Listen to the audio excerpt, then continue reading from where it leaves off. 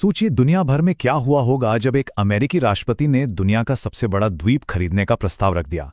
लेकिन क्या ये सिर्फ एक रियल एस्टेट डील थी या पर्दे के पीछे कोई बहुत बड़ा जियोपॉलिटिकल खेल चल रहा था? चलिए इस पूरी कहानी के पीछे की सच्चाई को समझते हैं। और जवाब एकदम सीधा, साफ और दो टूक।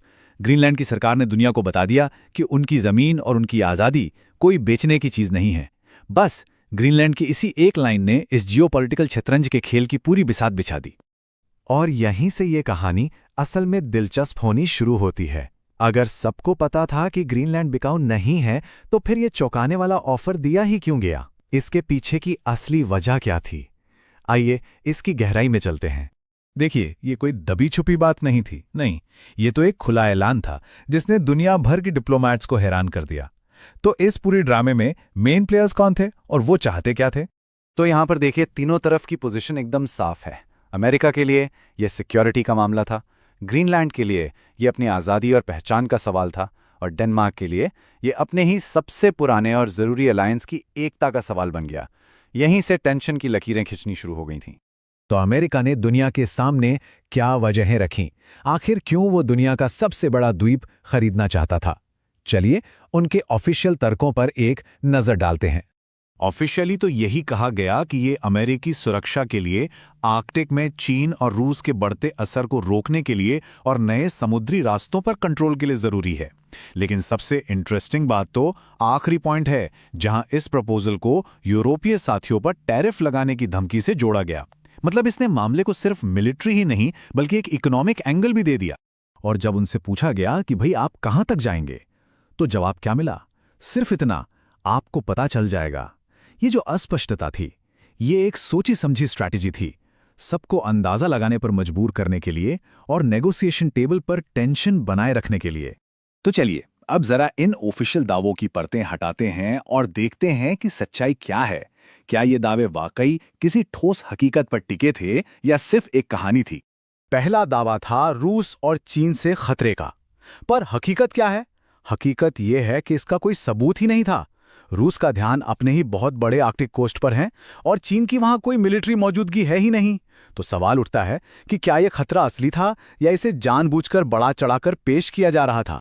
दूसरा दावा कि सिक्योरिटी के लिए ओनरशिप मतलब मालिकाना हक जरूरी है, पर असलियत में अमेरिका का वहां पहले से ही जबरदस्त कंट्रोल है। दुनिया के सबसे एडवांस्ड मिसाइल वार्निंग रडार में से एक थुले स्पेस बेस वहीं पर है, और नेटो ट्रीटी के तहत अमेरिकी सेना को वहां पूरी आज़ादी है। तो फिर जमीन खरीदने की क्या जरूरत थी जब स्ट्रैटेजिक कंट्रोल पहले से ही था? और शायद सबसे बड़ी स्ट्रैटेजिक गलती ये सोच लेना था कि नेटो, जो आपसी भरोसे पर चलता है, वो अपने ही एक मेंबर देश डेनमार्क पर इस तरह का प्रेशर बनते हुए चुपचाप देखता रहेगा। ये तो अलायंस की मूल भावना के ही खिलाफ था। तो अगर जमीन खरीदना असली मकसद नहीं था और जो कारण बताए गए वो भी खोखले थे, तो फिर यह सब था किस बारे में? यहीं से ये पूरा एनालिसिस एक बहुत ही दिलचस्प मोड़ लेता है। देखिए, ये ना नेगोशिएशन की एक जानी पहचानी टैक्टिक है। आप पहले एक ऐसी मांग रखते हैं जिसे कोई मान ही नहीं सकता। इससे सामने वाला असहज हो जाता है और बातचीत के लिए मजबूर होता है, और आखिर में आप उस चीज पर समझौता कर लेते हैं जो शायद आपका असली टारगेट शुरू से ही था, जो पहली मांग से बहुत छोटा लेकिन फिर भी आपके लिए एक जीत हो। और ये स्लाइड इस एनालिसिस एनालिसिस का निचोड़ है कि ये पूरा खेल ग्रीनलैंड को हासिल करने के लिए था ही नहीं। खेल था ग्रीनलैंड को एक लेवरेज की तरह, एक दबाव बनाने वाले हथियार की तरह इस्तेमाल करने का। असली इनाम कुछ और ही था। तो वो असली मकसद क्या हो सकते थे? हो सकता है कि यूरोपीय सहयोगियों से किसी और मुद्दे पर छूट लेना हो, या फिर नेटो अलायंस का एक स्ट्रेस टेस्ट करना हो कि वो अमेरिकी दबाव को कहां तक झेल सकता है, या फिर बड़े ग्लोबल इवेंट से पहले अपने देश में एक मजबूत नेता की इमेज बनाना हो। लेकिन जाहिर है, जब दांव इतने बड़े हों तो जोखिम भी उतने ही बड़े होते हैं। इस तरह की स्ट्रैटेजी के उल्टे पड़ने का खतरा क्या था? इसके खतरनाक और अनचाहे नतीजे क्या हो सकते थे? इससे होता क्या? नाटो की अपनी ही साख पर सवाल उठ जाते। ये ग्रीनलैंड के लोगों में अमेरिका के खिलाफ नेशनलिज्म को और भड़का सकता था। और हां, वेस्टर्न देशों के बीच ऐसी फूट चीन जैसे कॉम्पिटिटर्स के लिए एक तोहफे से कम नहीं होती। और शायद ये यूरोप को मजबूर कर देता कि वो अमेरिका से अलग अपनी खुद की स्ट्रेटेजिक ऑटोनॉमी के बारे में सोचे। और सबसे बड़ी विडंबना तो देखिए, ये स्ट्रैटेजी जिस अस्थिरता को, मतलब चीन और रूस के असर को रोकने का दावा कर रही थी, वो अपने ही दोस्तों को नाराज करके उसी अस्थिरता को और बढ़ावा दे सकती थी।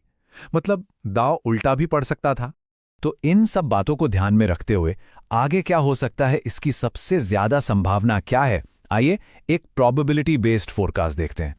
देखिए, 60% चांस इस बात का है कि ग्रीनलैंड कभी बिकेगा नहीं, लेकिन अमेरिका बातचीत करके वहां अपनी मिलिट्री या इकोनॉमिक मौजूदगी बढ़ा लेगा, जो शायद शुरू से ही एक मकसद था। 30% संभावना एक लंबे डिप्लोमैटिक डेडलॉक की है और जबरदस्ती कब्जे की संभावना ना के बराबर है। और आखिर में इस पूरे विश्लेषण का जो निचोड़ है वो ये है कि असली खतरा बाहर से नहीं था, वो अंदर से था। सबसे बड़ा रिस्क रूस या चीन नहीं थे, बल्कि अपने ही सबसे पुराने, सबसे मजबूत मिलिट्री अलायंस को अपने ही हाथों से कमजोर करने का था। और हम इसी एक बड़े सवाल के साथ इस विश्लेषण को खत्म करते हैं। जियोपॉलिटिक्स के इस शतरंज में कब कोई चाल सिर्फ एक नेगोशिएशन होती है और कब वो एक ऐसा स्ट्रेस टेस्ट बन जाती है जो बरसों पुराने भरोसे और रिश्तों को हमेशा के लिए तोड़ सकती है, वो लाइन आखिर है कहां?